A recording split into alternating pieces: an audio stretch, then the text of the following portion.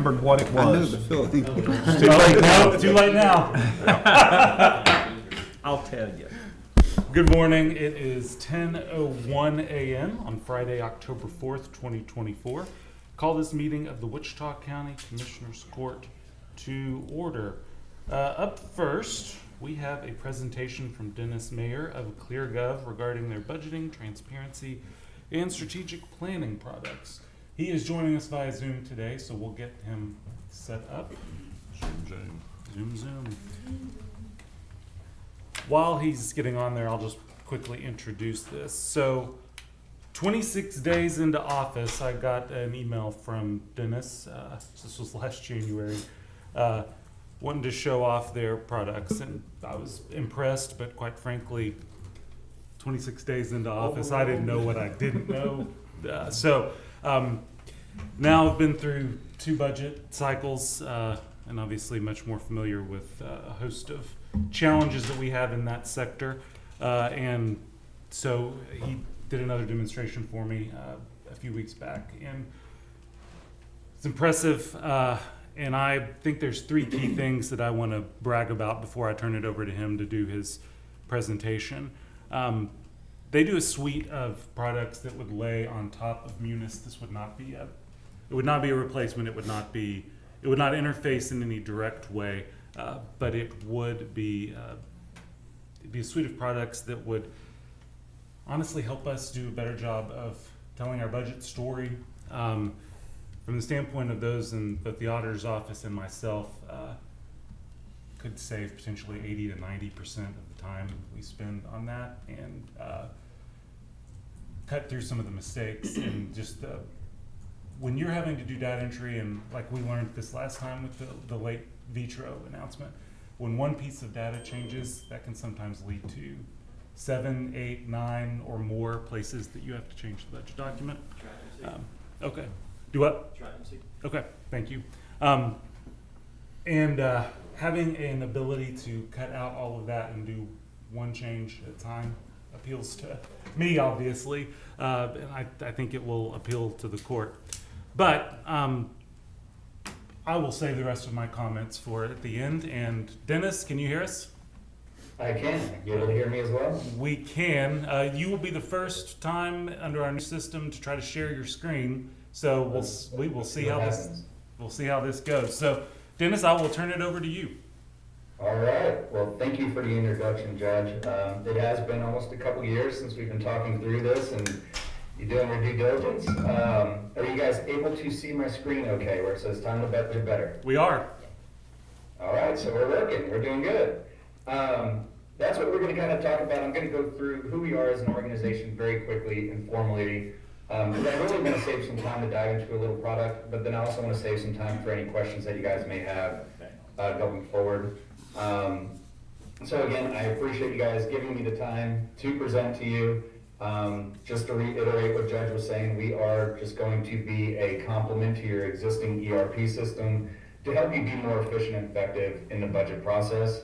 Going into it, what we've done is we've actually been vetted through a lot of different software companies by NACO. NACO has exclusively endorsed ClearGov as a best practice when it comes to budgeting. So I did want to share that with you. And then from there, I want to dive into what we see across the country is that people are still building their budget in Excel, multiple spreadsheets going out to department heads, coming back in, seeing what you can afford, what you can't. Personnel budgeting is usually a more complex spreadsheet. And then operational, and then there's a lot of copy and paste going on, right? So a lot of opportunity for broken formulas, errors. The thing with Excel is it's very easy to make an error, but it's very difficult to find that error once it's made. And that's why really modernizing that process is a must. Excel turned 39 years old on September 30th, right? I can't imagine that, you know, the sheriff's department or any fire department, anything like that is still using products from 1985, right? So it's just an opportunity to where we need to modernize that process going forward. Any Excel spreadsheet out there, there's studies behind it that anything over 150 rows in Excel spreadsheet has at least one major error in it. So that's kind of where, we're focusing on really modernizing that process, being able to create a budget book to be able to effectively communicate the budget internally and externally, without having to go through like a 200-page document where you can find what you're looking for rather easily and still have a PDF capability. So what we did is we, again, built the software to modernize it. We listened to people in the finance departments across the country to see what is it that they're looking for. And they're looking for something that's easy to maintain and get started with. Again, our onboarding is very simple. It's not like an ERP system or anything like that, but something that's built specific to local government in mind. So the templates, the automation are built specific to local government. You can collaborate all in one place. It's gonna complement your existing financial system, and we're here to build the budget, right? Not break the budget. So we created what we call as our Just Right software. I'm not sure why my computer's glitching like that, but I don't think it's on your end, so you can, don't worry about your new technology. I'm pretty sure it's on my end. You're fine. But we onboard all the data from you. So basically, it's gonna be pulled out of Munis. We're gonna map your chart of accounts the exact same way in ClearGov as you have it in Munis, and it's a simple import-export model. So very easy to do. We do that on your behalf, so there's no heavy lift by your team or IT or anything like that, and we'll onboard as much history as you want. From there, all of our tools are extremely easy to use for, finance, for you commissioners to be able to see the budget, for department heads. All will be up and going in no time. It's very, very easy to use. Again, we work with any ERP, so if you move from Munis to something else, we rebuild your chart of accounts. You're not gonna have any downtime in ClearGov, and that's all inclusive, right? So when we say easy to afford, there's no ongoing professional service fees with ClearGov. You have unlimited training, support, maintenance, users. You have a team that's assigned to you where you have direct contact, right? So you have their email, phone number, that you're gonna work with on a regular, and I like to say they're kind of like an extension of your staff. From there, our whole goal and mission was to create an easy-to-use software to help you be as effective and efficient as possible. And so we created a full budget cycle management suite.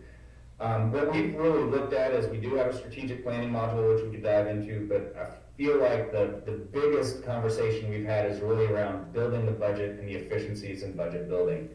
So we have a capital budgeting module, a personnel budgeting, and an operational. So we have these three tools to build the budget, and then we have a digital budget book and transparency that communicates the budget internally and externally to whatever amount of that you want to share. Now, all these work seamlessly together to where your capital and personnel will roll into your operational budget, automates a lot of your budget book and your transparency module, but they're also built as standalone products as well. So if you ever wanted to add, our strategic planning down the road or anything like that, it's very easy to do once we onboard the data. So that's kind of a quick overview. I know I took about 5 minutes there out of our time to explain ClearGov, why we exist. So I just encourage any questions that you guys have, maybe we could look at that here towards the end. But I will dive kind of straight into the product fairly quickly here.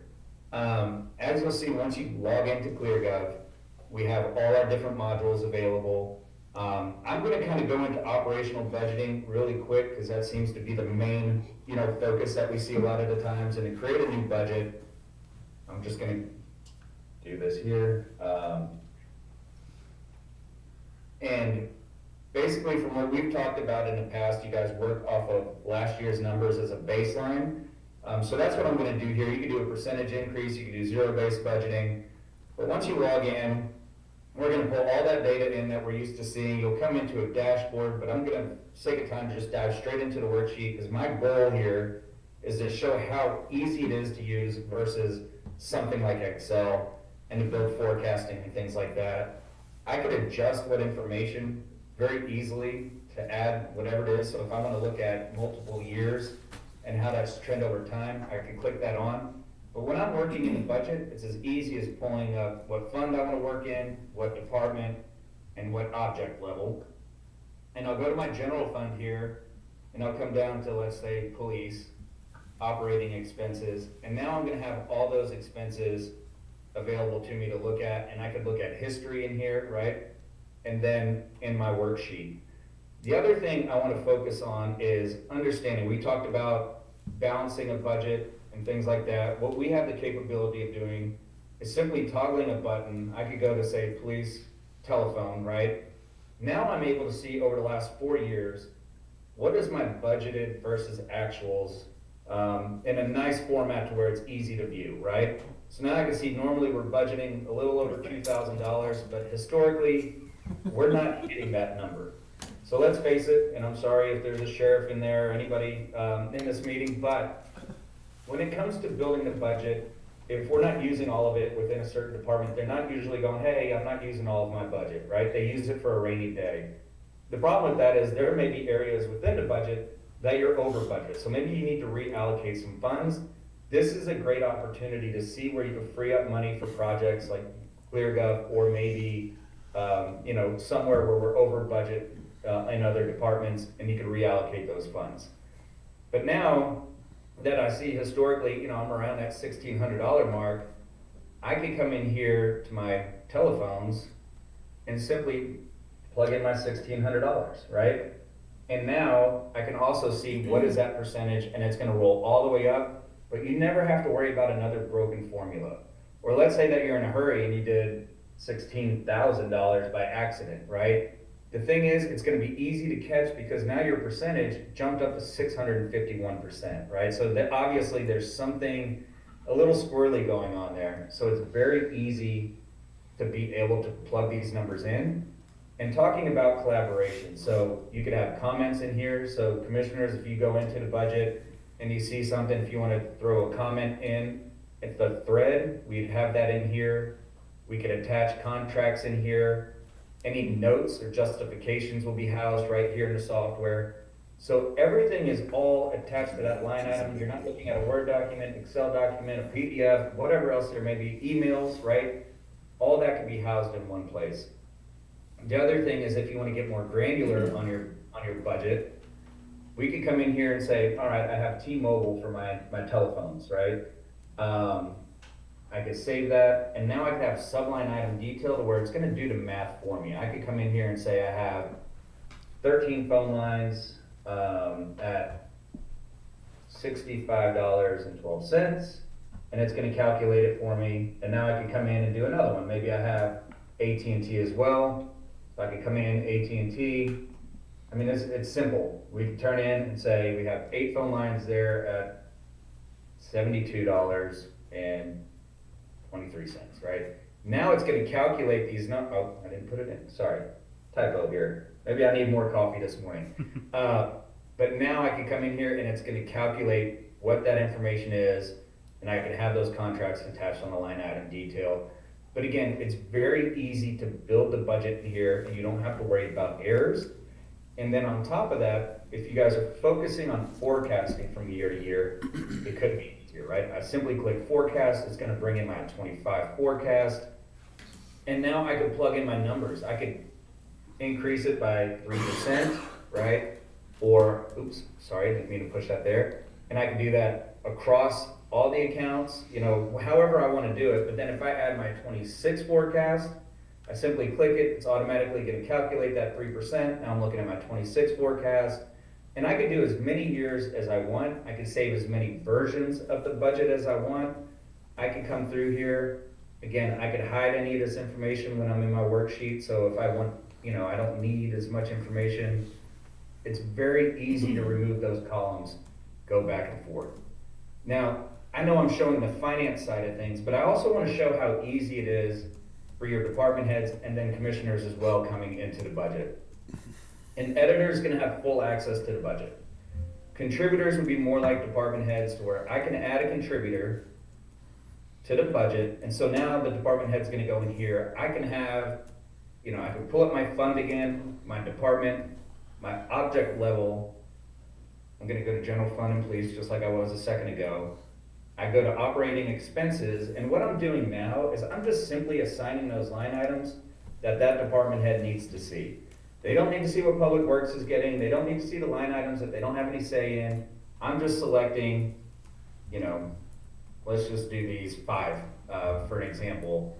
Now I come in here and I'm going to assign my police chief to that portion of the budget, and I can give my police chief certain permissions on what they can do within the software, and I add them as a contributor. So now when my police chief logs in, all they're gonna see is these 5 line items to put their, you can see it's assigned to Rachel here, to put their budget in and submit. And that's it, right? So it couldn't be easier. They can put their justifications on that line item or anything like that, like we just saw. And then that goes same for commissioners or key stakeholders. They're called reviewers. We could assign you to the software to where it's kind of a view only, but you could put in notes or anything like that within your budget of the software. Hey, Dennis, I'm gonna Yes. interrupt you for a second. Absolutely. So on the collaboration side, this could be, and if we want to or not, I don't want doubling up of work. They're still gonna put their numbers in Munis, they'll still introduce the budgets that way. But all that would then require for us to be able to use those inputs into here is one Excel export, essentially, and then it would import back in. It doesn't work both ways. Correct. Which is actually a good thing in this case, I think, because I know that y'all don't want, anytime you get those two things interfacing, it's a challenge. But I just wanted to say that on the collaboration point. Wouldn't plan on us having people now have to enter it. So anything Twice. you We added still that enter, wouldn't change. everything we do is. Would That wouldn't still change enter your into data, Munis. that was- You could yeah. pull it out, and I mean, and we'll get there. One of the things that you can already tell, this is much more user-friendly than Munis is. The ability to just at will change columns and what information appears and drag and drop is a huge deal for me. So if we had department heads, like I could see the sheriff's office, since they've got so much money and so many different line items, we could import what they put into Munis easily into ClearGov, and they can still work and forecast and do that in ClearGov if they wanted to. But it wouldn't be a requirement for them. But how does ClearGov know or recognize our numbers out of Munis? Well, Dennis, do you want to answer that? Yeah. I'd be more than happy to. So your department heads, you'd have the option, right? So your department heads could come in here and build out their budget. And then you could just export it back into Munis. So it does go both ways. Oh, it does go both ways. Yep, so if you wanted to. So instead of them having to go to Munis and then going in here, you can do everything in ClearGov and then import it right back into Munis. And I could show you how that works very easily. But and the way this happens is that when we build that chart of accounts in our software, all your account numbers, account codes, everything is going to align the same way it has it in Munis. So whenever we import it in Munis, it's going to be mapped out the exact same and vice versa. Okay, so if I make a mistake in utilizing, if we go this direction and I'm putting input into ClearGov, Matt or Mike can see where I've messed up on a calculation. They can see that in Munis where they typically work anyway, right? I mean, it would stand out, or it would denote itself somehow that my figure's too big or it's not jiving. I put an extra 0 in. Yeah. Sure. So this It'd be the same. You could catch it in ClearGov, like we have an audit trail here where you can see who did what and when, and you can filter through and try to find mistakes. Or you'd be able to find it in Munis because it's going to be transferred into Munis the exact same way. So we could use this for our budget managers as a developmental tool. They would do all their budget prep within ClearGov and then export the file into Munis, and they would never touch Munis. If we wanted to do that, yeah. That seems like it would be the easiest way. Think Because so. the power of the But- tools that this thing has. And Yeah. makes it Dennis, simple. Yeah. are you able to show us, I can't envision what a finished product budget entails. I mean, we're kind of on our design and we're not married to it by any means, but do we have various options so the judge over a 4-year period of time can utilize different options to denote the budget, or characteristics within the budget where we don't have to use that same format year after year? So you mean like looking at history in a report? No, looking at the layout, just the overall facade of the look of the budget. I mean, where we have typically, I just look at other people's budget and they have a lot of different strategy than what we do in presenting our budget. And I didn't know if we have variable options in how to design the budget layout. Dennis, I think it'd be good to show the digital budget book at this point. Yeah, that's what I just jumped in. And so what's gonna happen in here, and I can show you the back office too if you wish, but this is kind of an example. This is Webb County, their budget book, everything's mapped, right? So now what we can do is we can automate a good portion of this budget book for the public facing and internal, right? You could build a proposed budget book, adopt it, you can build a capital improvement project book. But now instead of having a big spreadsheet of just numbers, right? You could come in here and somebody could view your budget in an easy to use format to where now you have a drop down. I could look at this as, what are my financial policies? It's gonna take it to us, or take us to it. Budget overview, right? They have their strategic plan in here. But now it's easy to find everything that we're looking for. And if you wanna look at a specific fund, like the general fund, we simply click on the general fund. That's gonna do a quick explanation of what the general fund is. And as Judge was mentioning before, instead of going through a document and trying to find a dozen different places where you need to make an adjustment on numbers, it's all dynamic figures. So anytime you update the data in the software, it's gonna update throughout your budget document. It automates these charts and graphs for you. It's all interactive, right? You have your comprehensive summary here if you still wanna, show it. But again, it's all interactive and the software is building all this for you to where you're not having to be a graphic designer. It's just pulling it from the software or the chart of accounts and creating this on your behalf. Now, the other thing is if you want to, with our capital tool, and I think they have our capital, I can't remember. Oh, let me try it one more time here. Maybe they just have a 24. They don't have our capital budgeting module, it looks like. But I can show you what that looks like here in a minute. That's not a big deal. Like I said before, all of our tools, they work seamlessly together, but it doesn't mean you have to have the full package. They opted out on the capital improvements, it looks like. But we'll go to the department page and show you that as well. So now public safety, for example, that I put together. Because usually they'll put KPIs in, their internal org chart, things like that, to where the department heads can come in and put in their information, maybe crime statistics, but then all their budget information is going to be in here as well. I'm in Fort Worth, about an hour from you guys, right? I have a lot of Spanish speaking in here. Oh, I'm zoomed in. I'll just do a different language. Say we have a high Danish population, right? So now you can turn it into any language. Right here in the budget book, you could print it into a PDF. So if you're still wanting that paper, you can add your email address, select what portions of the budget book you want to print off, and it still has that PDF capability. But now you're able to really slice through your budget in here and look at wages. We have a glossary that's already built into it, but a lot of this budget book's already completed for you. You're just looking at filling in some of that narrative. And a lot of that is done by AI as well, where you click it and it's going to pull all the information from these charts and graphs and give you, an explanation of what that looks like.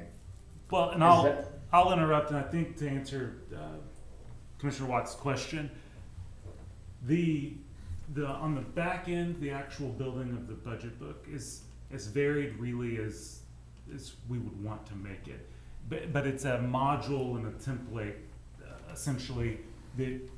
They've got a really good one that the default one is designed to win GFOA awards and to meet that criteria. But we can change it, the layout of it, however we wanted to.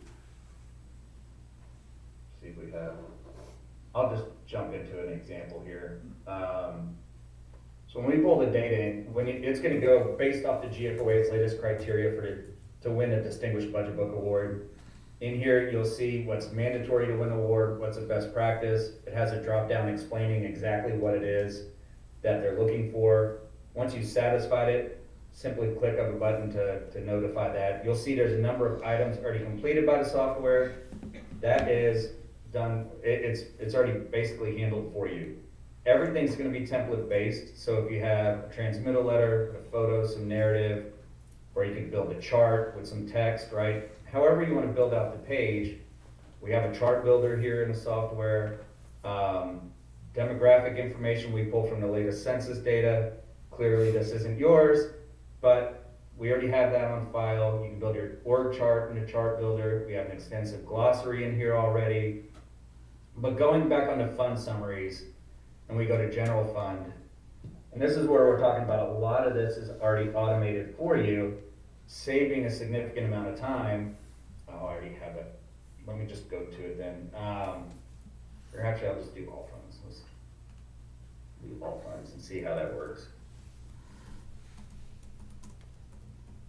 Say, it should take me to that page. Hopefully, I have data in there. Boom. So now here's where you just have a description of the fund, but now I have my 10 years of history. You can do as many years as you want. This is where I was talking about first draft. You click on it, it's gonna tell you all about this chart here. You can edit it and make it your own if you want, right? And use this as a baseline. Most people just use the information that's pulled out of here. Here's a comprehensive fund summary in here. You can adjust your columns to pull in whatever information you want.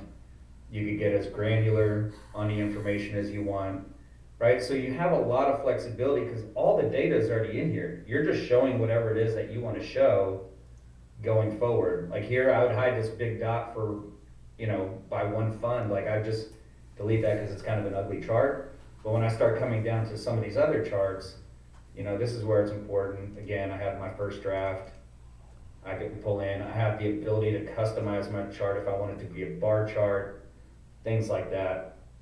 So again, a lot of this is already completed, and when I was talking about contributors, it's kind of like the rest of the software.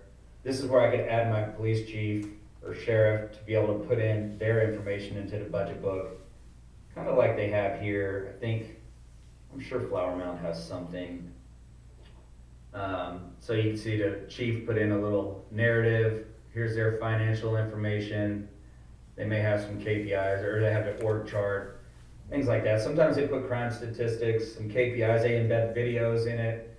So you have a lot of flexibility in doing that. And then in your settings, you could set, again, as many versions of the budget book as you wish. You could add your background image, municipal seals, customize your chart colors and your font colors to match the website, and then all your data in here to where if you didn't want to show 10 years of data, you just toggle off whatever it is you don't want to show. In your budget book. So you can make whatever it is you want public facing or not. That's completely up to you. When I was talking about capital plans, so with our capital budgeting module.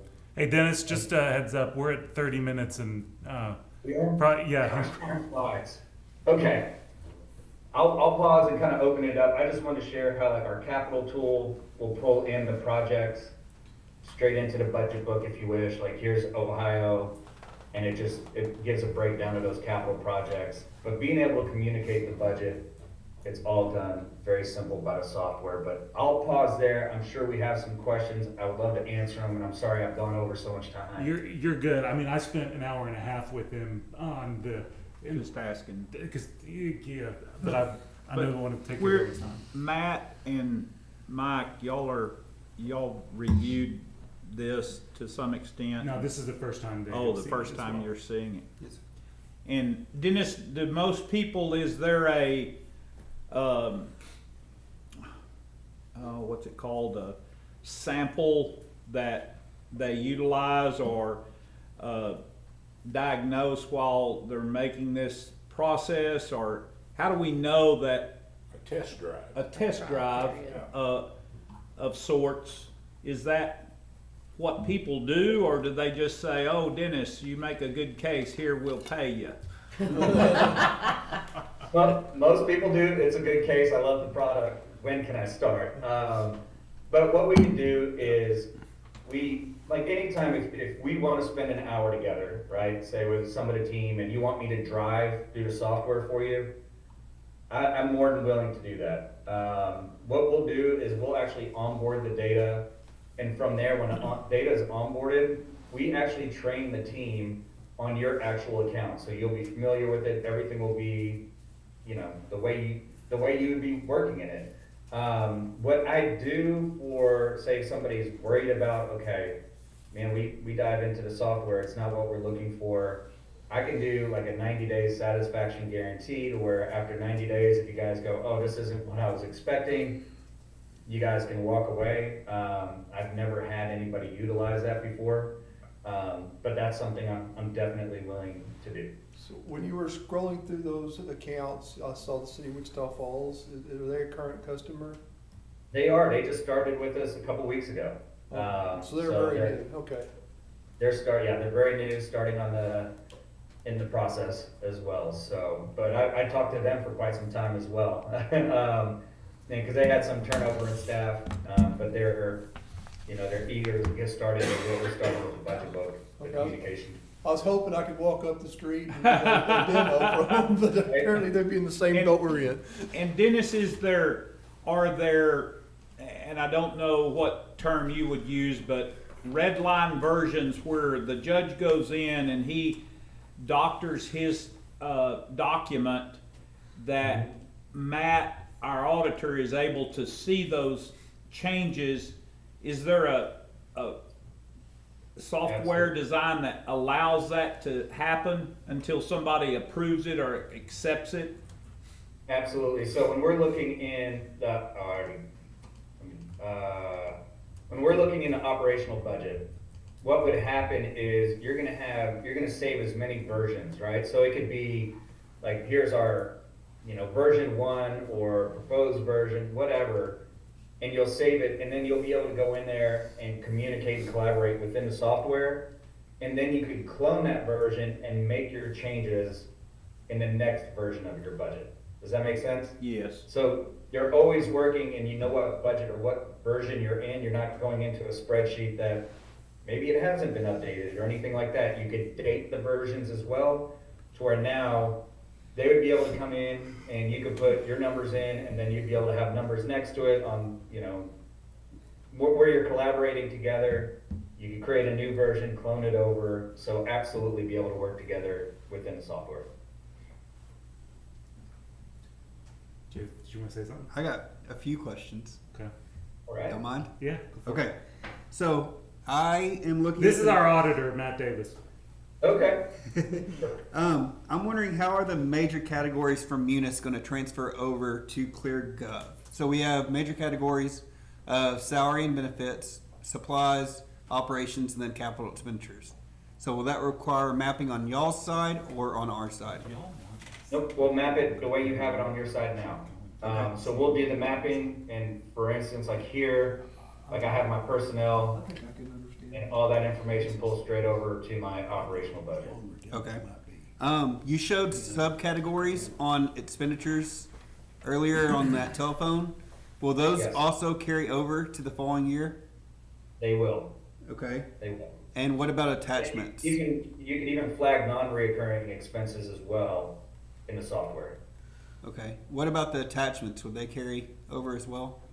They will, and they'll actually go to an attachment library here as well. So all your attachments would be housed in one place. Okay. And on line item as well. If we were to look at having all department users have access to the software as a contributor, would we be charged by a user? Nope, you'll have unlimited users. They'll have unlimited training in the software as well. It couldn't be easier to where if they had a question, right? We had training, they're like, oh, I can't remember how to add a requester. But add requester in here, they could go this route, or you can talk to your rep and they can walk you through the process. But if you click on it, it walks you through exactly how to add a requester. So you have unlimited training, support, maintenance, unlimited users, everything's included here. Okay. And can contributors also be reviewers? Yes, you can add anybody as a reviewer, Okay. anybody as a contributor, right? So you're just putting in their information to be able to do that. Okay. On the attachment archive, You said we could attach contracts, so we bought a dump truck in Mhm. 23. I could go back in 27, I can go back and look at that contract for that dump truck. You could, and the other thing you could do is go into, let's see, hopefully I In the don't, same maybe I have system. data in here. Yeah. Yeah, on the same system, without leaving the system, I can go right there and hit that archive You attachment. can, you'd actually be able to come in, so since a dump truck would be like a capital project, Right?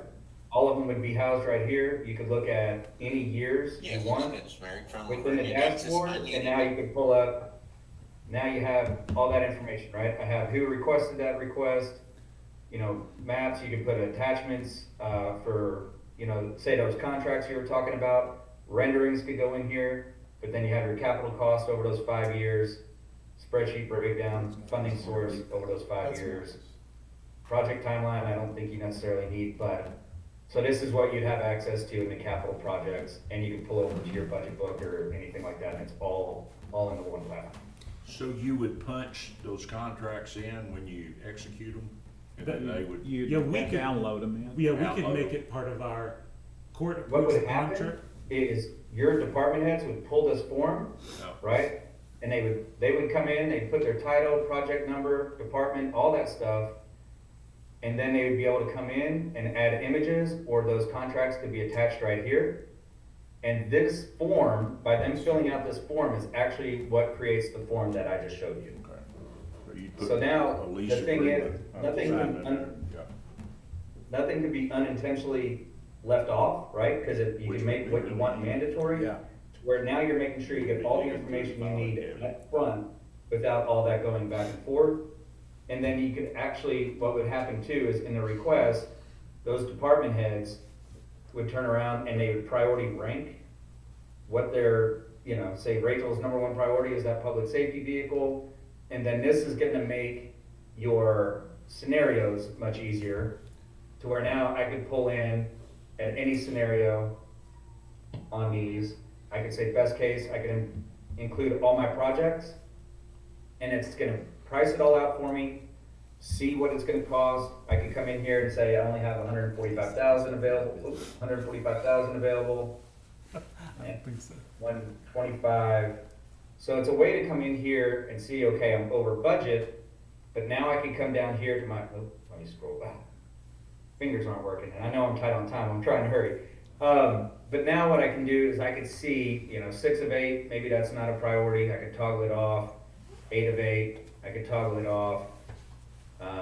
6 of 8. So now I'm able to see what's wish list items and be able to toggle those off in the software to bring my budget amount down and see I'm within budget. What's that impact over 5 years across all those different funds? So now it makes it a lot easier to be able to build out different scenarios, map them against each other. So, my internet's running slow here. Where's my scenario? Oh, I didn't save that scenario. That's a problem. So again, just very robust to be able to simplify your process, but then also being able to communicate it. And I mean, you can imagine sitting in a meeting like we're in right now and saying, okay, where are we at with X, Y, Z, and just being able to pull up any of these projects, or being able to pull up your different scenarios of your budget on the fly. Well, and just as a case in point for recently, so that Axon contract, there's a 3% escalator in it. Put that in, and in your forecasted budget, you do the 3% automatic, so that when it comes time to do the next year, it's already, it's forgot about it. been in there. And you can do that in that form Yeah. as well, when you're looking at the next year, right? So when we're looking at the form, I know, let me come down here, escalator, so my cost, right? I just add 3% to my 25 cost, to my 26, and so on. And that will actually calculate it for you right here in the software. And then the other big piece, Dennis, I wanted to just briefly talk about on the personnel side. Mm-hmm. Mike has to spend so much time doing that spreadsheet on fringe benefits, and every time one person's changes, he's got to redo everything. It's built so that if you decide you're going to give a $300 raise to a position, it just happens, shows up It gives you the immediate, shows up in the digital budget book, shows up in the operational budget book. It just, Wow. it takes care of all those extra See- steps that are manual right now. Absolutely. like Bulk that. upload your employees, wage schedules, you'll set rules behind those employees, and that's probably the heaviest lift in the beginning. And then from there, it'll automate steps, grades, you could do multi-year planning, you can build scenarios, position requests are funneled through it. You can look at what is the cost from July 2nd through the rest of the fiscal year, what is that person gonna cost me down to the penny with benefits or whatever, you can do best case, worst case. Or let's say that a sheriff leaves, and that's gonna have a vacancy for 4 months, you could actually see what is that cost savings gonna be for the 4 months as well. So I mean, you could look at future hires 2-3 years out. I mean, it's very robust to be able to do that. Then you could do increases from, you know, the individual level by department or across the entire organization. But it gives you the ability to do that all in the software without, you know, breaking any formulas and having to keep dates on your calendar of anniversaries and things like that. Mike just said he likes Excel spreadsheets a lot better. So, Something a little. Not what he said. so where does all this data live? Does it live on our server or does it live on your server? It's in the cloud. So we use Amazon's server. Okay.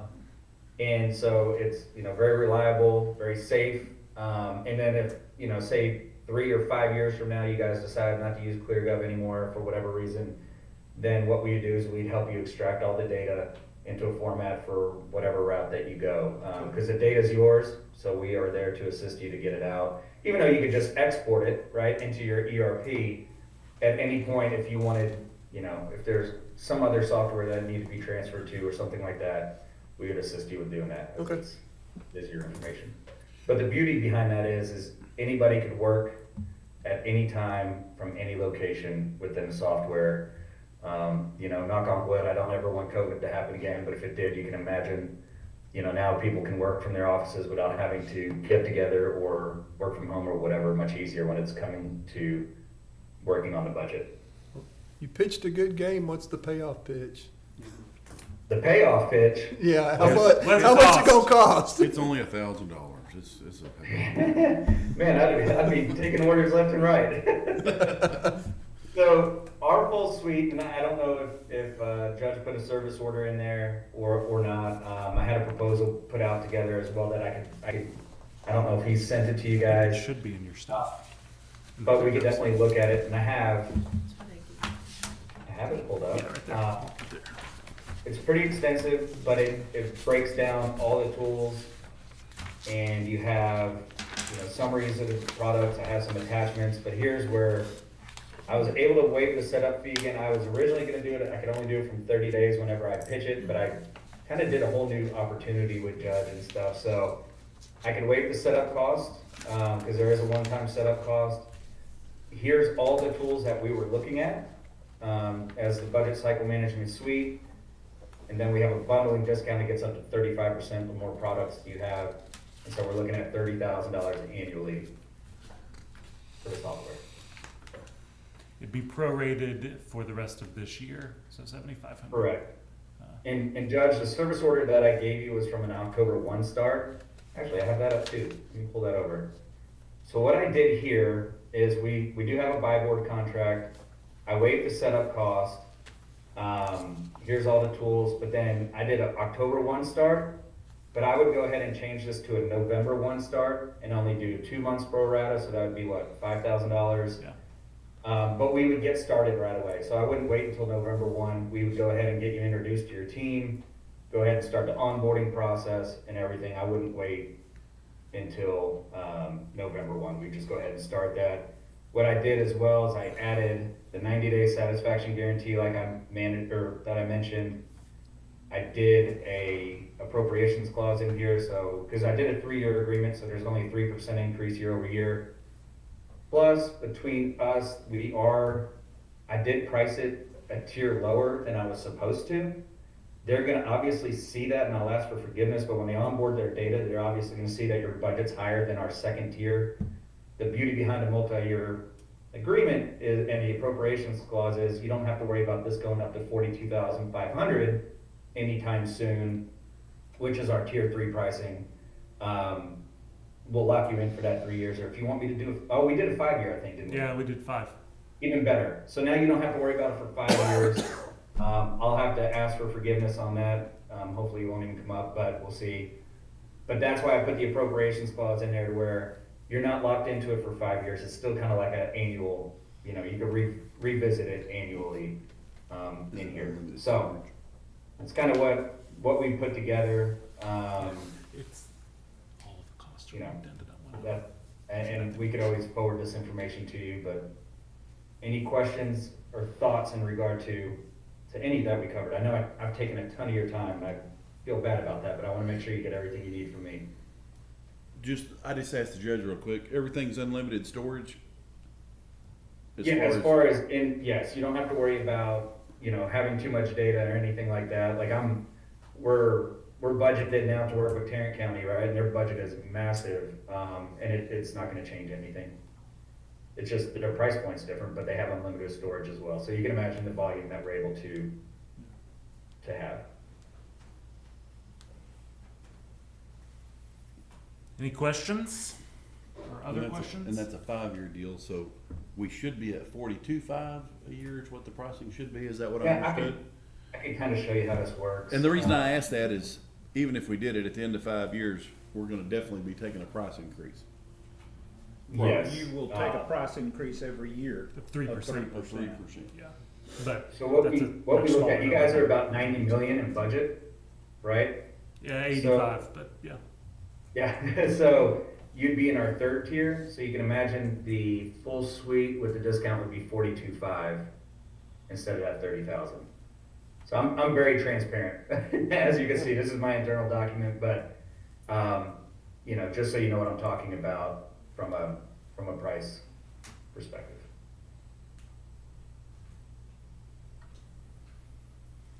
Okay, so Any We other- need people to forecast that increase. Yes, we will be able to forecast that increase.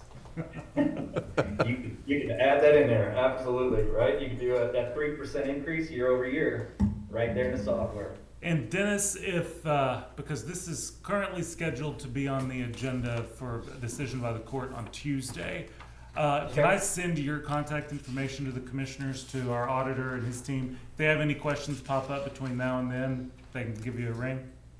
Absolutely, anytime. Any other questions? All right, Dennis, thank you. You bet, and Judge, I'll get you an updated service order starting November 1. Okay, Those changes, and if there's anything else you need, please let me know.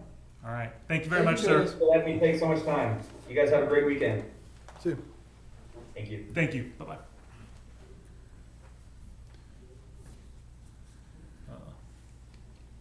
I don't want to look at myself. Let's go back to the.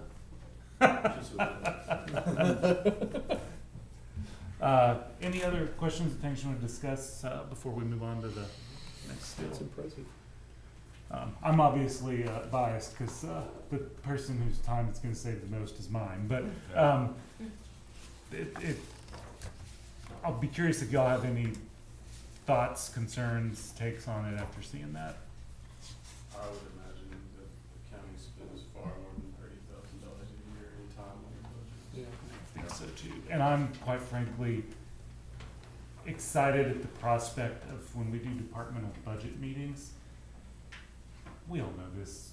Unless you're in it every day, Munis is hard to work in. And the ability for what department heads, a format that works like you're used to with your phone or on a drag and drop or anything, I think will be helpful. And honestly, I'm excited about the potential to, in those departmental meetings, to be able to pull up charts and spreadsheets and numbers and show where some of those numbers are coming from and how it would affect if we do a percentage increase. You and- can change them real time right there and look Right. at them, that'd be, That's so helpful. that's pretty hard to beat. You said, what if? Yeah. I mean, that's- I'm as interested in the opinion here than here, because Yeah. that's, to me, what matters.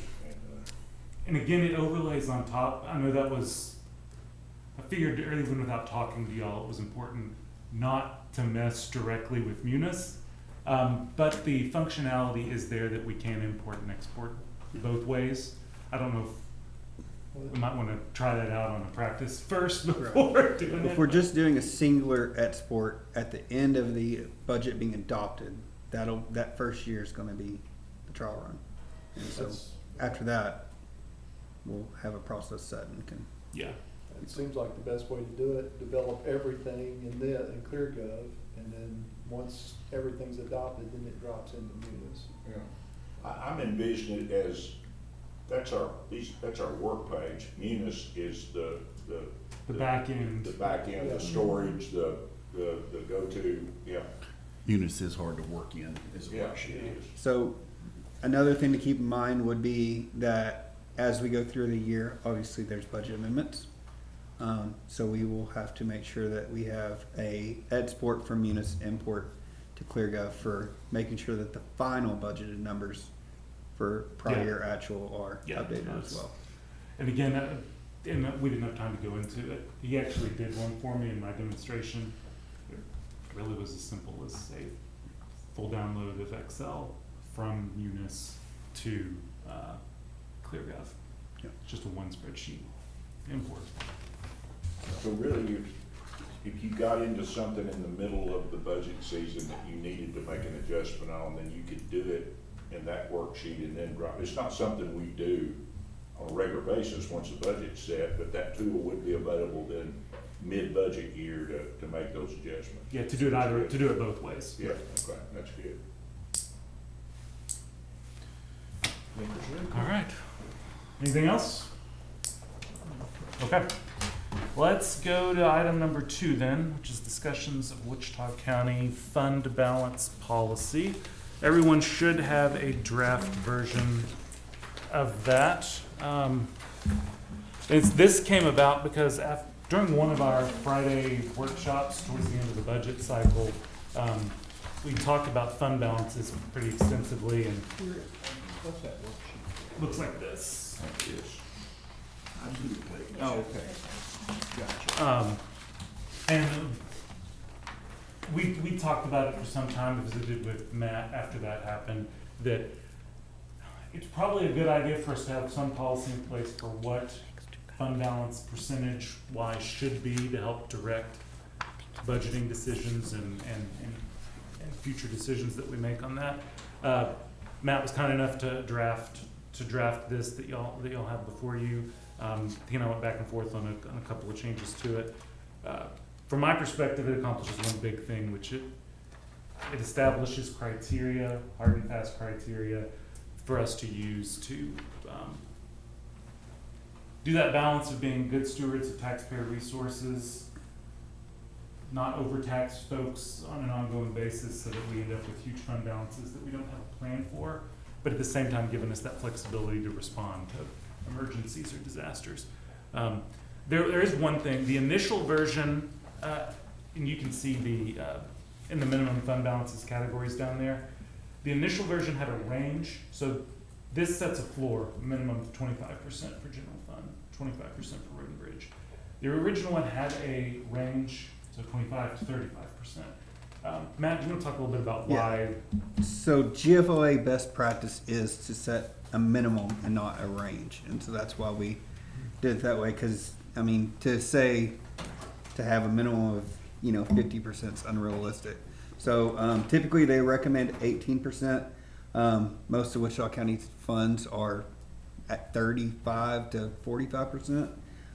So we went with the minimum of 25% at this time.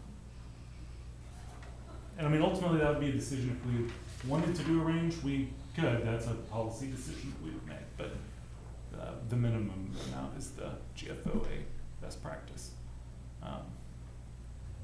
And just to give you all an idea for what these 25% numbers would be based on the 25 budgeted numbers.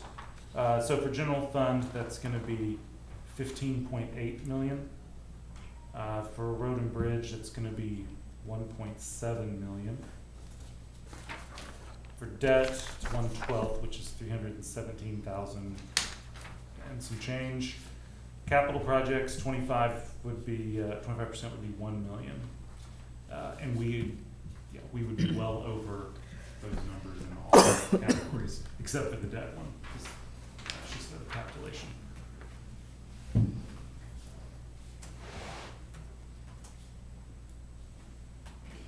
those are not, those aren't cash balances, those would be investments, Cool. but that's what we. Your okay. actual fund balance. Yeah, okay. Yep.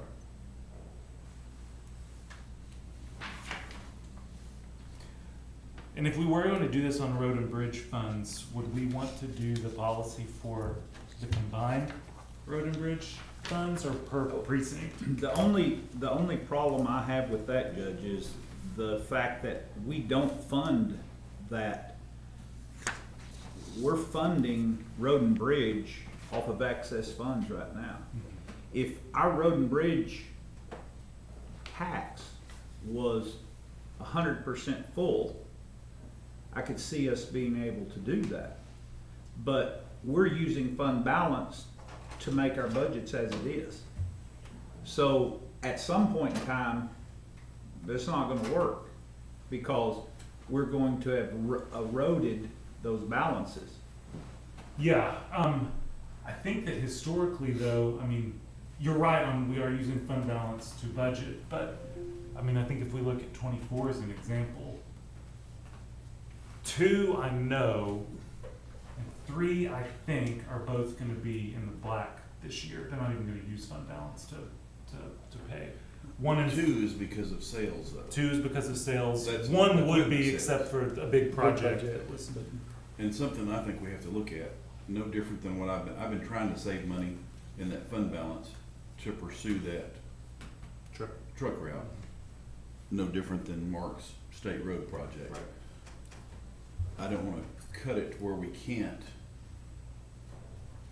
figure out a way to save money for a bigger project, cause right now, our budgets, none of our budgets have anything in there for bridges.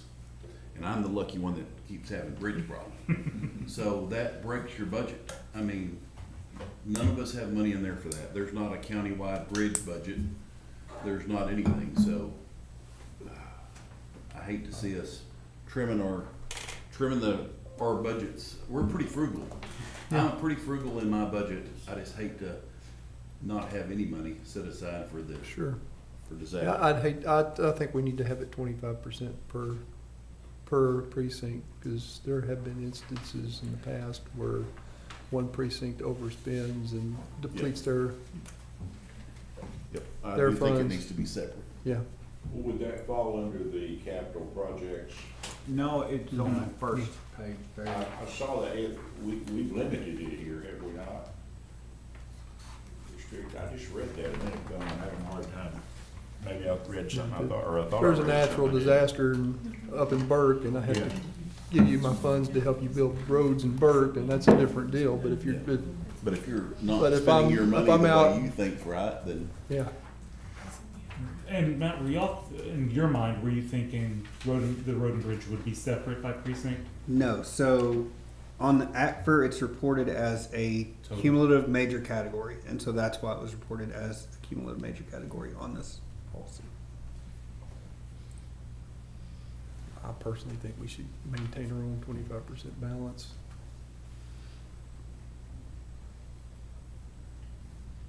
Because if somebody, not that this happened with this group, but you never know, let's say Yeah. that there's a commissioner that wants to go wild and He wants to spend down to zero, and then that makes us have to make up that excess.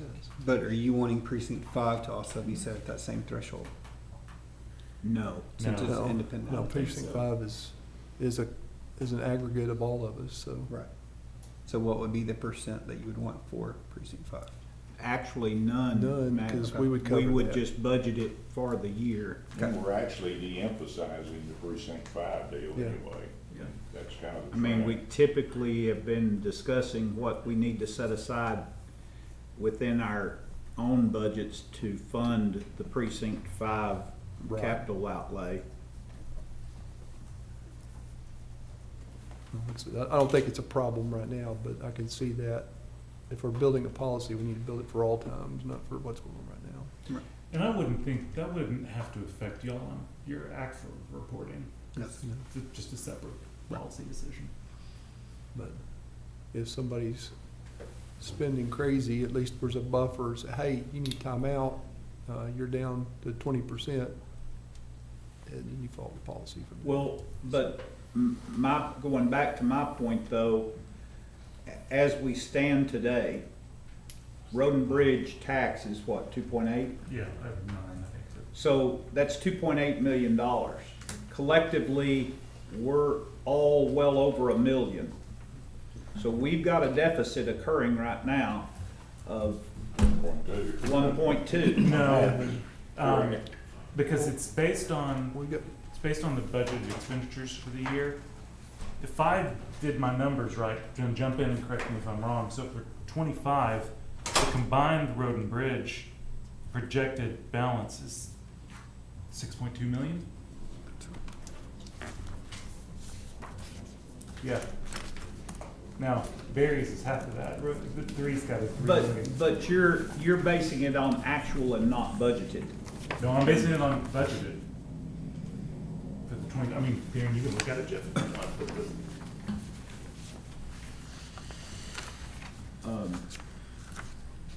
What is the, oh, that's precinct 5, but where is there's not a collective? There's not in the budget document, so I was just doing the Okay. quick math. Bill Preston used to tell me you can't spend over $1 million. Can't physically do it, but that was before inflation and, Bill's been gone for 8 years. Yeah, good point. No, 10 years. good point. 10 And, years. and at the time, that was pretty much true. You just couldn't physically get it done with the scope of what we had to do. I tell you, this stuff has gotten so that inexpensive though now that I think that based on the 25 numbers, Jeff, every precinct would already be in compliance with the 25% number.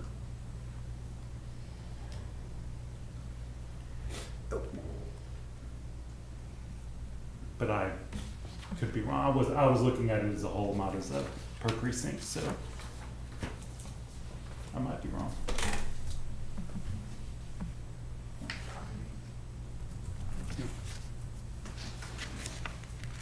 I don't remember any precinct having a $4 million Right. expected. And we still have the true up coming in late November, early December to recognize revenues because we've received good interest this year on a lot of our accounts. So that will affect y'all's budgets significantly. And we have also fees from the office that are being moved. So you'll see pretty significant changes in your cash balances. So all of that's being done right now.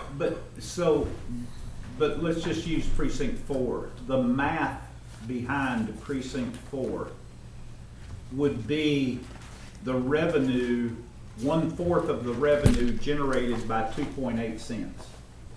No, it would be 1/4 of the expenditures for the year. The budgeted Yeah, expenditures. the budgeted expenditures. Okay, So for 25 for precinct 4, that's $1.78 million. And so the fund balance, you'd need to have 1/4 of that or more in your fund balance. Well, but that's my point. Who's paying the 1.7?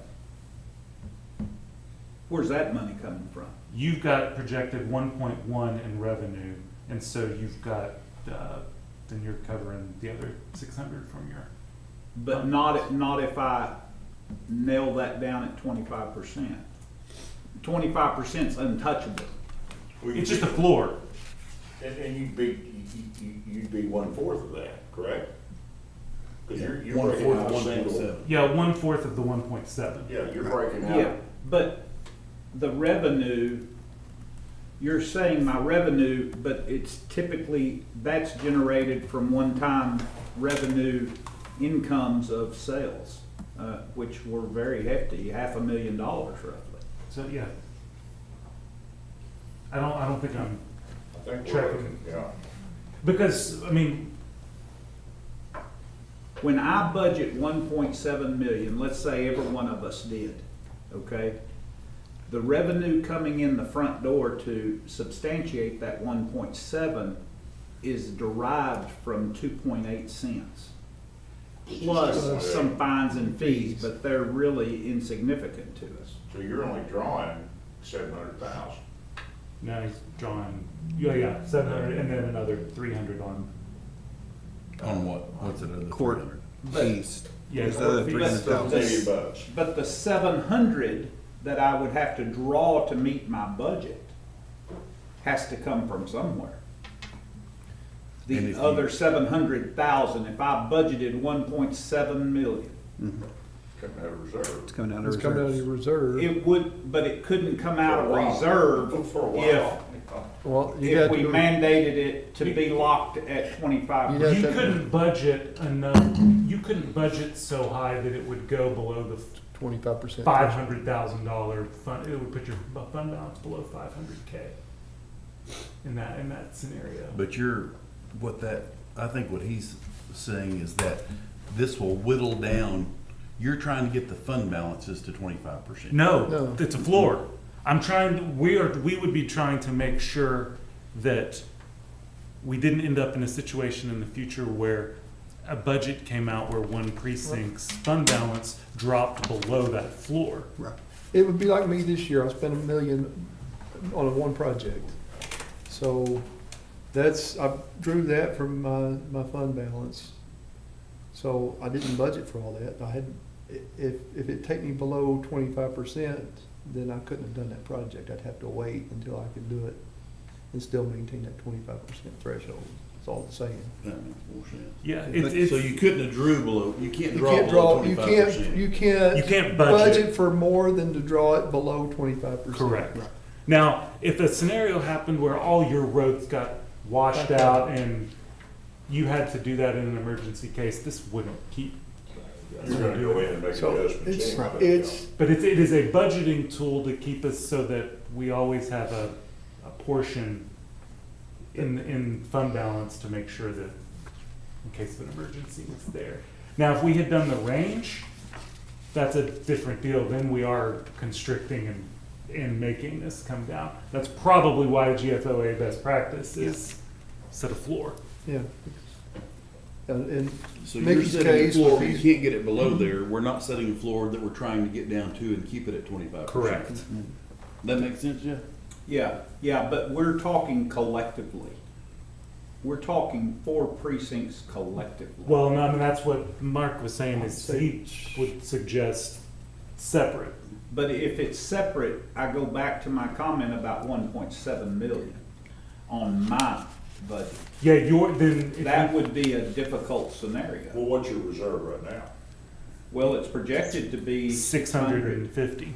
So you'd add that to, and you'd have to maintain, what's the 25? I've almost gotta have I can't do this. Well, in my that would head. be- So it's gotta be a quarter Yeah. of it would have to Of be the a quarter of the 1.7. expenditures line, and that's what, based on that, that's what. And that's historically, we're chewing on a 1.5, and I can't grow a balance because it's coming from reserved funds anyway. Well, I think- So it's not like it's revenue coming in that I haven't spent, it's revenue sitting there that I haven't spent. I think the challenge comes in the next 2 or 3 years, as you But- continue to. But the Well, general fund balance is different. The- We have revenue coming in the front door, we spend underneath that, we grow that revenue. But we're the In road opposite. and bridge, Yeah. it doesn't work that way. but if we're starting to deplete our cash balance, then we have to raise the road and bridge tax in 1 year. That's the deal. We All right. got We're, And that, You really almost, I guess my way of thinking is you get your fund balances kind of where you want it, and then you tax for your expense or what it costs to run that deal That's that it. year. and, And, and this is where and we're really in a process right now of leveling all that, Well- is the way I understand it. And that's where the precinct versus whole thing comes in, because 650 in one fund balance and 3 million in another is a huge discrepancy. And, I mean, I'm again in a situation where, Well, that old boy with the 3 million, he's been poor before. And not planning on going back. That makes a difference. because if, from a budgeting perspective, we budget per precinct. And so if we're gonna have a fund balance policy that directs that, in my mind, it should be per precinct, but. And it makes, well, that almost makes it better for somebody that's spending money. They can keep newer stuff, and you got a commissioner that's trying to be frugal and take care of their money. Maybe they shouldn't be that way. I mean, it almost incentivizes you to spend more money to keep up with the other. If you're saying that having a $3 million balance compared to a $600,000 balance, we're gonna have to get rid of some of your $3 million, because it's just not fair. No, we're not saying that. Okay. You don't have to get rid of Sounds like anything to current move it down. You just gotta make sure you gotta, That's what I Oh, don't wanna do. if we Yeah. make it for all road and bridge, somebody could spend their fund balance Right. down to zero, and it's, oh, I need some money. right. Yeah, I don't wanna do that. But what we're finding, Mickey, and I've experienced this over the last year, actually the last 2 years, is your management style is having to change because repairs are eating our lunch. Yeah. Yeah. And we have found that we've done some upgrading this year we probably wouldn't have normally done, because it is eating our lunch to work on this old stuff. And so we're gonna have a management style change to accomplish that goal. And we're experiencing that right now. Just talking to someone, Barry's example, you know, we had a sensor on the rock box get bumped and went out, $1,600. No, it's killing us. I And go into a panic every that time I didn't- see the service truck on the yard, you know, my gosh, it's $5,000, Yeah. you know, I mean, Well, you're not gonna roll them for under 1,000 anymore. yeah, so, once again, that's gonna require a little management change, and for me especially, it's changing the way I look at things. And in my mind, that's making the point for why you need to set this, because as it continues to go up, if we had 1 year where, I mean, you have to spend every single dollar and you don't even get to what you need to do because of repair costs going up, inflation, and you end up in a situation where we're headed into the next year and we're gonna be below that 25%. Well, that to me is a flashing red light that, Yes, okay, then we need to It's look at raising forcing- the road and bridge. that's get forcing it- the to management get it change, done. actually, is what it's doing, and it's making you more aware of it. It all kind of works together. But these have been interesting times over the last couple of years. So, anyway. Well, and I go back to the true up. So when we go to the true up, the amounts that you had in your original adopted 2024 budget, in which you had, X amount of dollars coming from fund balance, may not be what is actually coming from fund balance. It could be significantly less than that, or none at all.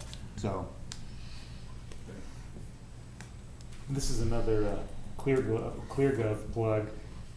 Honestly, to be able to do that and see that at the end of the true up and compare actual and budgeted for fund balances, and this is always a challenge when we're budgeting, is those beginning balance proposed fund balances are the worst case scenario, and we know we never get there.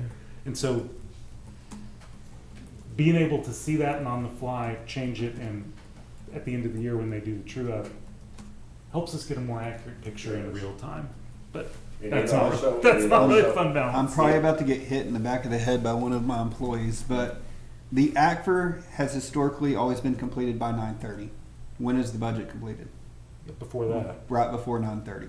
So that's something that we're working on. That's something that we are hoping that as we go into next year and we have experienced staff and we are able to complete the duties and work through the ACFR as a team, that we will have it completed earlier than by the time the final budget is adopted. Makes it fit better, and it's a more workable tool if you've got it in a more timely fashion. Sounds simple. Yeah, Sounds no, pretty simple. there's a lot that goes into it, and Oh, yeah. with the government-wide conversions and all of the information, it is a lot. It's just, But at the end of the day, when you get this set and you get this on an operating basis, it gives you a full picture of what you've gotta go out for, Yeah. and you've gotta go sell to the taxpayers. And that's those that That's the it goal, is. yeah. It is helpful, I think, for us and for the taxpayer, for us to be able to tell you, we've got this policy in place that we know we need a margin. We are telling you, the taxpayer, Yeah. this is what we think the margin needs to at minimum be.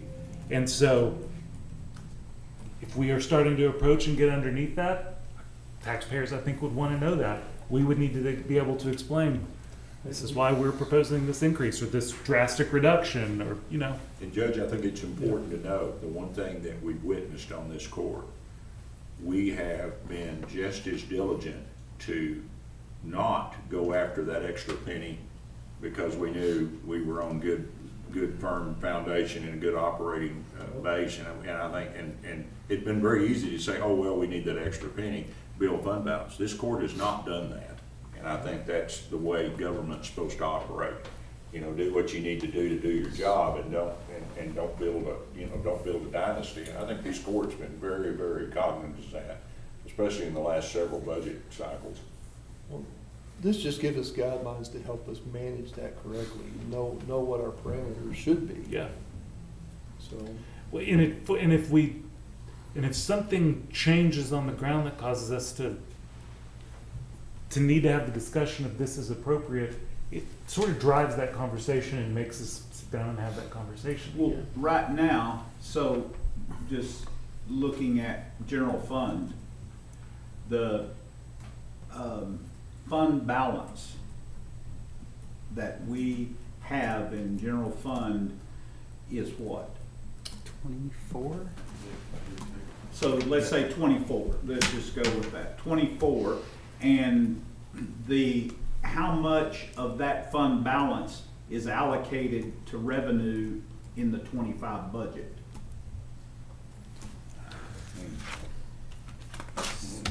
Because this policy would require you to only utilize $3 million of your 24 and hang on to unencumbered $21 million.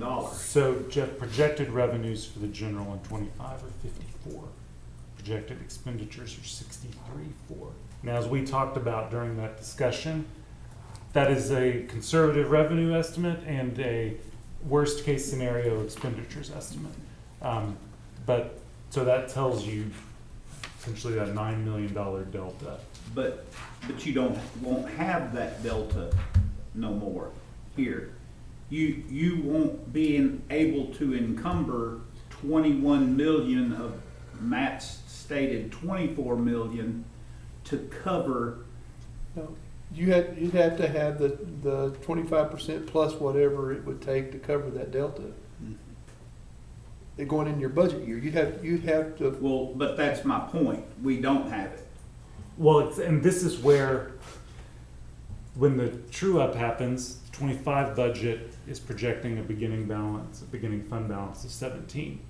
That number is more likely to be in the 22 to 23 range, which is 33% of that expenditure number, that 63 number. Well, yeah, but yeah, And- okay, of 60. Right. Okay. And that's why when we had that discussion, and I I'm went, using too high. yeah, and when I went through looking at an operational budget versus a worst case scenario budget, the numbers that we have now would more than make it in that in the 25% number, because it's based on expenses, not. Sorry, let me back up. We're more than there now with all of our fund balances. But again, if we do get in a situation where those expenses start to either creep up or the revenues start to come down where we are in danger, again, I think that's a good flashing light for us to go, okay, we need to take a look at what do our tax increases need to be, or the worst, I mean, Where do we cut? or where do we cut? Where do we cut? And probably both, Yeah.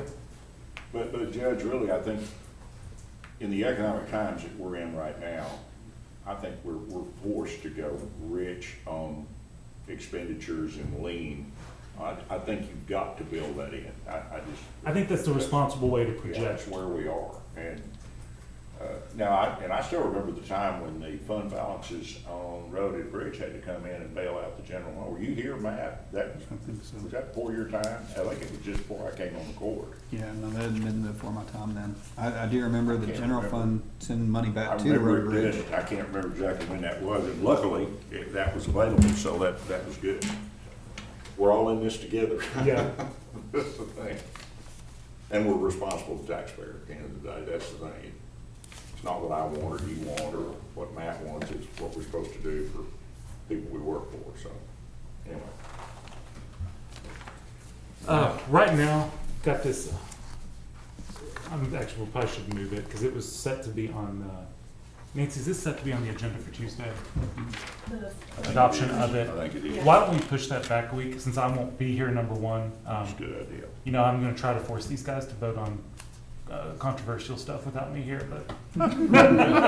I won't be here on 10:15, so can we set that to 10:22? Yeah.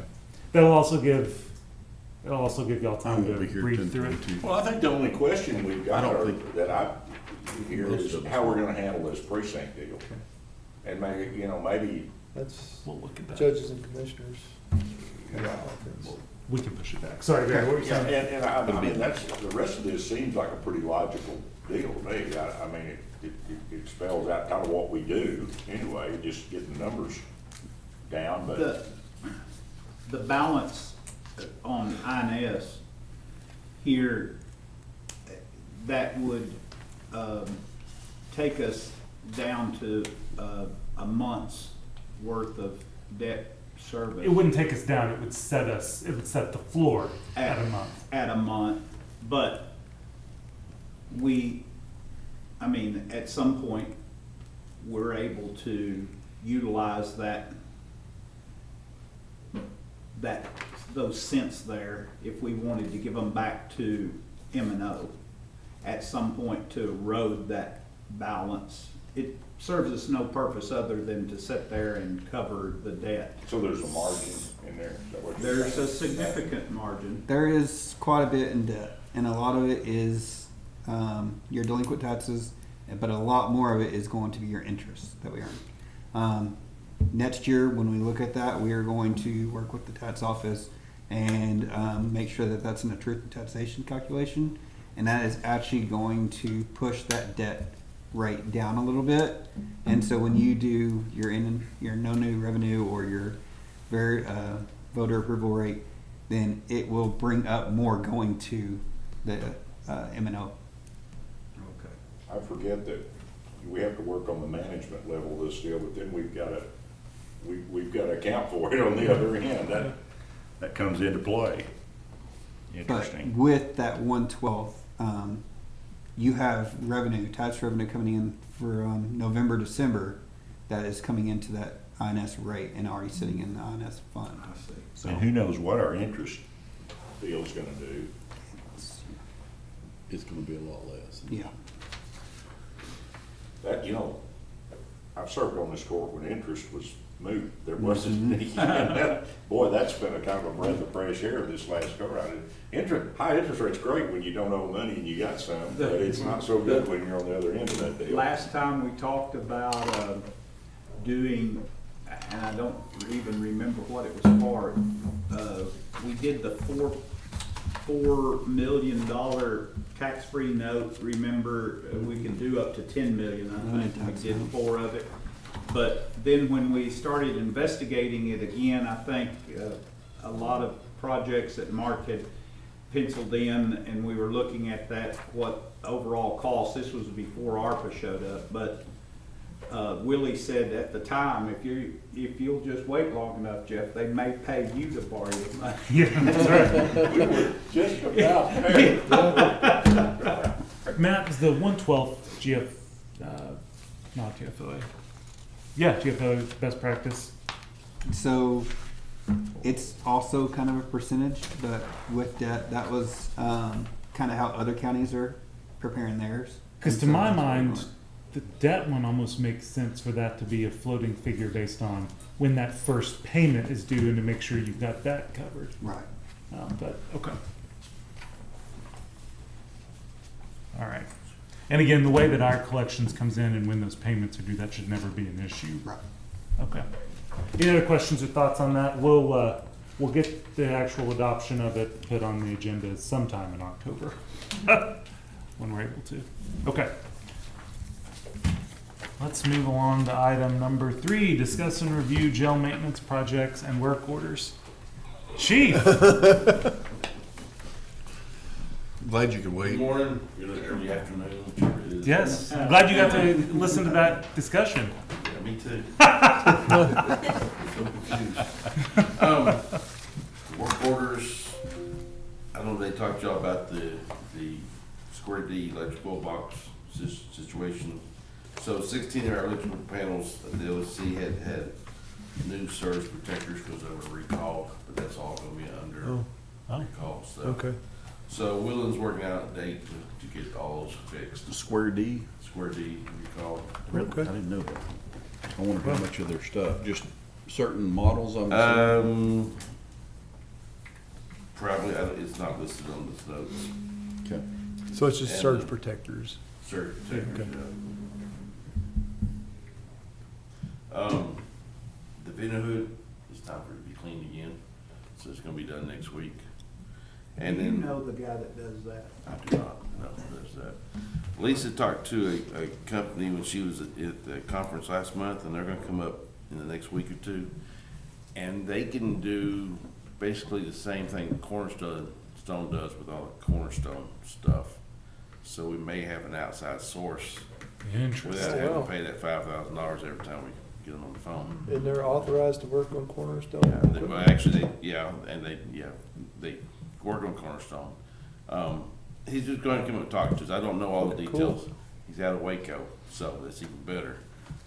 It's a local, semi-local. Quasi-local. Yeah. They did 25 work orders last week and nothing's behind, so. Did Lisa get all of her pest control scheduling and worked out? I I guess know there was so. questions earlier this week. Oh, about the where other it- buildings, yeah, they were working on that earlier Okay. this week, I heard. I did hear that phone call. I didn't follow up with Rick So- on it, so. Yeah, I think they got all that worked out.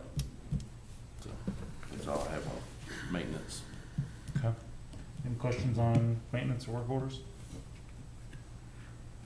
Okay. We should have might have put his up front. One, Do I? he's got 3, 4, and 5. uh, Number 4, receive status report on salaries and overtime. Wilmer sent that at 8:03 a.m. yesterday, so you should have it. Yesterday. We, had 8 new hires, which brought us down to 14. We're back to 17. But we got 3 others supposed to start here pretty quick, so hopefully get back to 14.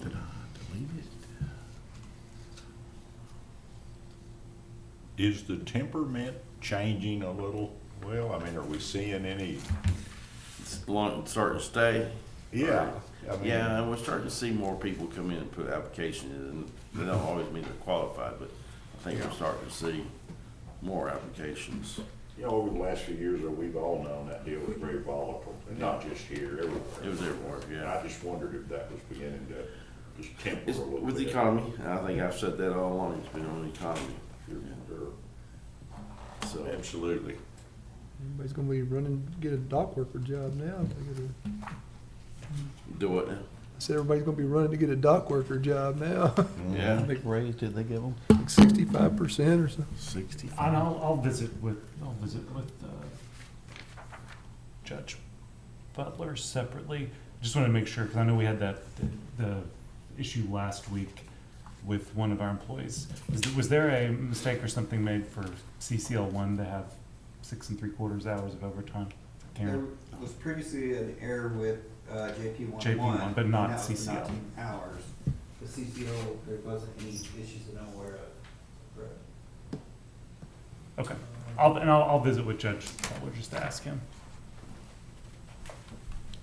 It's just whenever we see departments that normally don't have overtime that have it, it always, And I know that we did fix the item for the, Indigent Health. yes. Okay.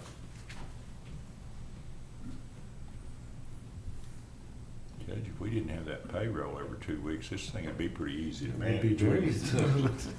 And how It'd be pretty quiet around here, though. how did we end up with 0.03 hours of overtime and 459? I wouldn't think that'd even be possible. They had .02 the last payroll too. How? Didn't it have to be by quarter hour? It was because, it's manually input, wasn't it? Didn't we talk about that? It doesn't have to be by quarter hour, because no offense, I used to have my girls on minute to minute, Right. Okay. because they couldn't figure out, I'm not being able to. But that means we're not, that means that time clock's not being used for that to happen. That means the time clock said a minute instead of quarter. Well, I thought that came up, and I thought we discussed that that was the reason or something. Yeah. Now that'd be the only reason that it would be calculating that way. If we can reach out to Judge Baker and see if she would like that to be changed. Okay. I think it'd just be good for everybody to be on the same thing. I don't mind 74 cents of overtime, don't get me wrong, but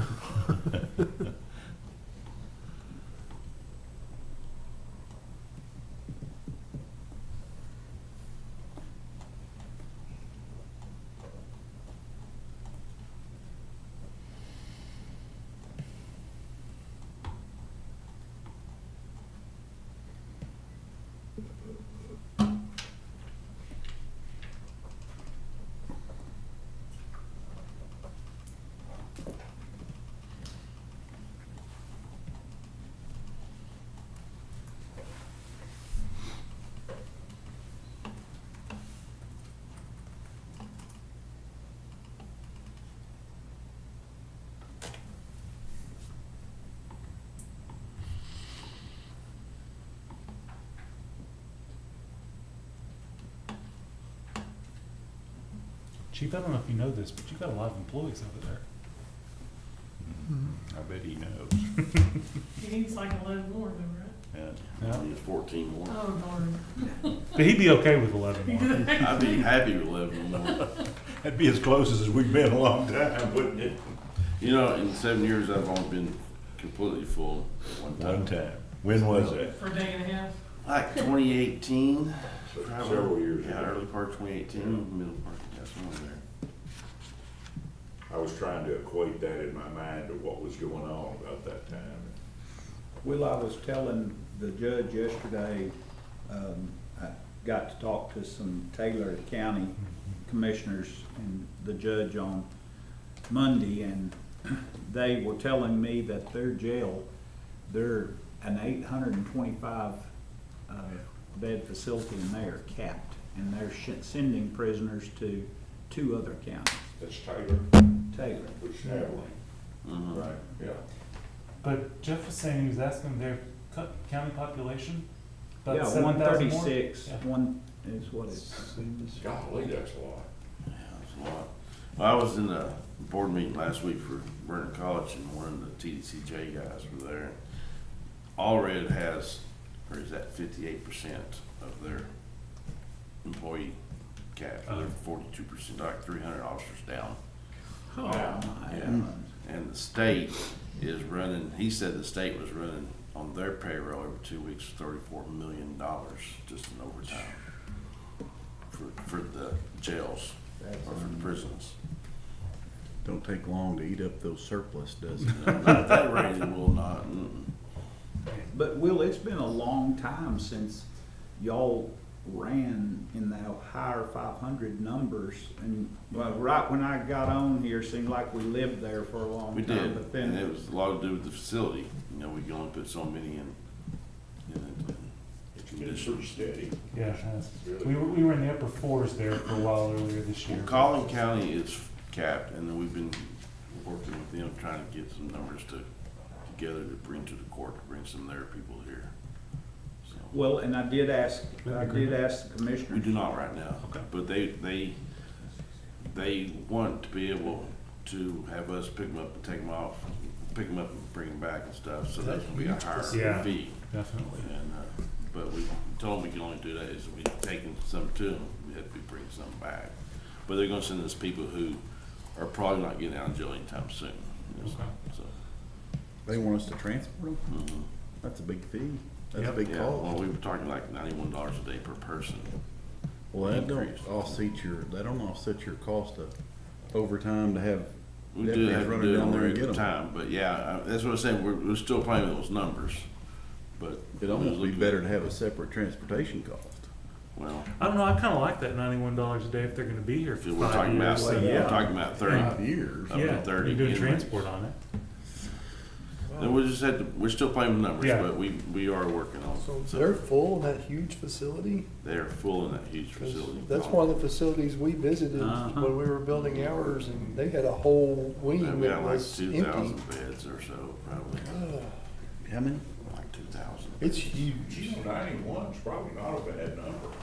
You really stop and think about it. Not as good as 96. No, it's not. Or 101. Or 101. Better than 32. Yeah, but they're in 32. Any questions on salaries and overtime? No, sir. Chief, thank you. This last section, I don't know what that closed session is, but it's nothing I need to attend, is it? No, Okay, just making sure. And thank y'all. Y'all have a good day. you too. Thanks, chief. Thank you. Thank you.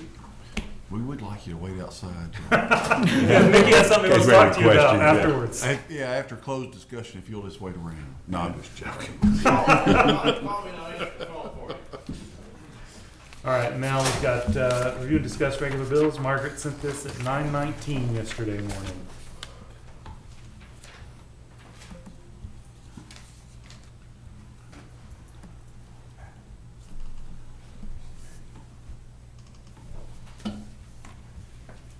I like to go help Mark with a project, and then he has all the bills that week. That's the best way to do that. That's a good way to handle that.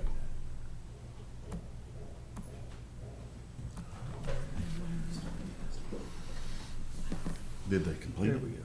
Freeman? Yeah. Margaret, Sir. we are Yeah, now it was 11 fully o'clock caught last Friday back up on night. the AT&T bills, correct? Were you happy with that? With the exception Yeah, of for that the most part. election hotspot, Okay. which is not late, I'm just. Right, trying to figure out what. Yeah, it looks really good. Okay. Building shoulders now. I did see that.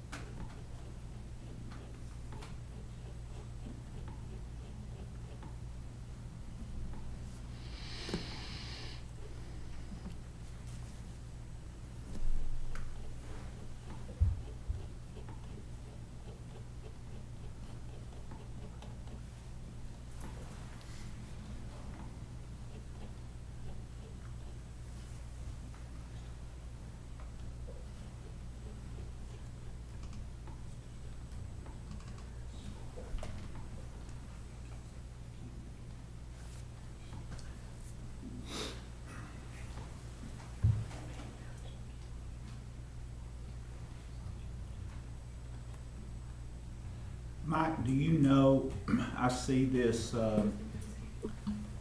where we paid that insurance wreck out of precinct 4. Do you know if we got that money? I don't recall seeing it. But Talking about the check from TAC. Correct.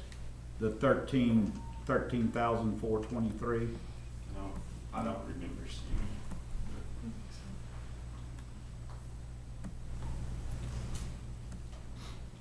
Would it have been fairly recently? Yes.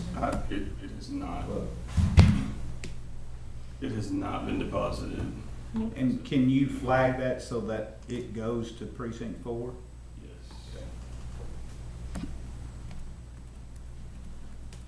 Jeff, do you know that TAC has sent it yet, or you're just asking because? I'm just asking. It always worries me that I don't tell Mike to get it going where it's supposed to go. Usually someone from the judge's office, whoever gets it, will let us know. Definitely would know. Never hurts to have multiple people flagging it to make sure.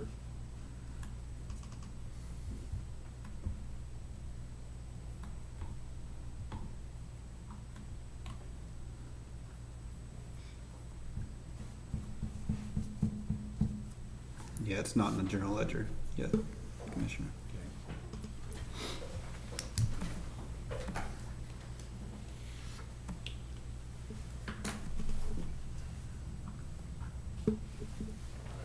else, let me know when you're good to go. Look at you. Efficient. I'd already looked at most of them. Yeah. I'd looked at mine, it was pretty. Have we got the invoice from Freeman yet? No. No. Okay.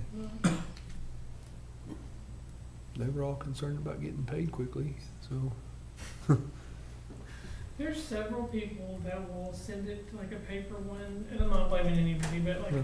to y'all's office, or they'll email it to one of the commissioners, and everyone just assumes we end up getting it, but we never see it. Okay. So we're trying to tell everybody to email, well, I'll even have to have a paper one, if they'll just email it to the accounts payable email address, Yeah. then we'll get it, and that's the best way, because we're Mhm. so that we don't even have to scan it in, but that's what I'm trying to get everyone to do. That reminds me, Matt, on the guard lights. Mm-hmm. So Barry is paying the Burnett Park bill. That needs to be on me. I think that sounds like a good setup. Wait a minute. Well, it never had any description to it. And then I'm paying one that Mickey should be paying But at I'm not agreeing to pay. Peconway Drive and That's- FM That's 171. why they all That's on need. the FM 171. I think we need to transfer that to the state. that- And then I'm noticing this account showing up in precinct 5, but That we precinct didn't have 5 one on the list. Well, the precinct 5 one is because there's the tower in Owl Park that emergency management, Lee Burgoyne told me, was for the use of all 4 precincts. There you So go. our option was to take an $11 bill and pay it with 4 different checks, or make it precinct 5, and I chose to do precinct 5. Baby's got $3 million in fund balance. It should come out of But- precinct. Hold on here, But man. Margaret, the list He had, can have Peconway too. there were only 4 precincts listed, and every one of them had bills associated with each one of them. None of them had a bill associated with precinct 5. There is one, it says something about. I mean, I'm with you, I I just have to don't see it in my know who's. head, I'm sorry, but, I mean, and I think those are gonna change when y'all's lines change, and we won't know them, so if y'all all got together and got in writing and told us where you want them switched to, I know, but Mark had one time and said he didn't think y'all should pay for any of them, it should come from somewhere else, and that's up to you guys, but they're gonna change every time the lines change in your precinct probably, and we have no way of knowing It when just those needs to change. go into general. So that's something that you guys probably just need to decide or make a list, and then every time the line, I don't even know when lines change, I'm not gonna lie. I Well, don't know every when- 10 years. I mean, and some of them need to be scrutinized to see, I mean, are they still needed? They're 20 years old, and do we still? Where's need that to do list? Did we get it? Because there's some, So Morgan, it may be in your box. Okay, Morgan okay. Yeah, we have. printed it off. Here you go. I've got a copy. So- It's a safety deal, let's put that in 560. He's not here to defend. That's what I said, he left early, he But I doesn't, he guarantee doesn't pay it, for you it. could make a motion Tuesday of that and we could do it. It's a safety deal. I mean, the whole reason that they was put up at Conway and 171 was a safety deal. Mine at Roller at Daniels Road and 240, you know, that corner, we've had several wrecks there. Yeah. That's why it's a safety deal, that's why they put it But- up there, so. but Might as well put it. I won't be here on Tuesday. Y'all do what you want. Oh, Lord. No. but we don't know, some of those, Write maybe that on 171, the state could have put up lights that we, 20 years ago, put up because they didn't have one, and they Well, come in and we never did anything with ours. Here's some serious problem with it. We're paying for 400 watt mercury vapor lights at a very high tariff rate when we should be paying for LED lights at a very low tariff rate. So I don't know what our rates are I on mean, those, and- but yeah. 400 watt mercury vapors is a very expensive from my time at the See, and city. you need. That's a might as well very speak to Our that rate, to me, 'cause our I- rate is dirt cheap, Mark, but we've never changed that, and we don't But- even, But you pay for Yeah. security lighting on a tariff rate that's across the whole state and or wait, No. that's no, on, no, on every. security every, lighting? Yeah, yeah. Kilowatt that we pay direct energy is all at the No, same. you're getting paid, you're paying for the tariff rate on those lights, as they're called out. not by energy use.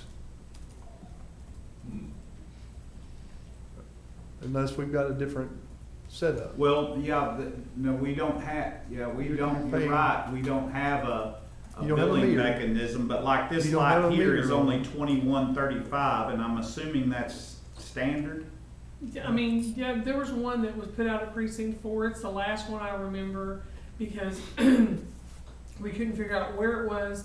It took forever to find out where it was. We didn't know who asked for it, and then it ended up being in your precinct. And that one started out at like $9, and now it's up to like $13 or $14. So it just depends. But I think, Margaret, on that one, we put up 2 lights.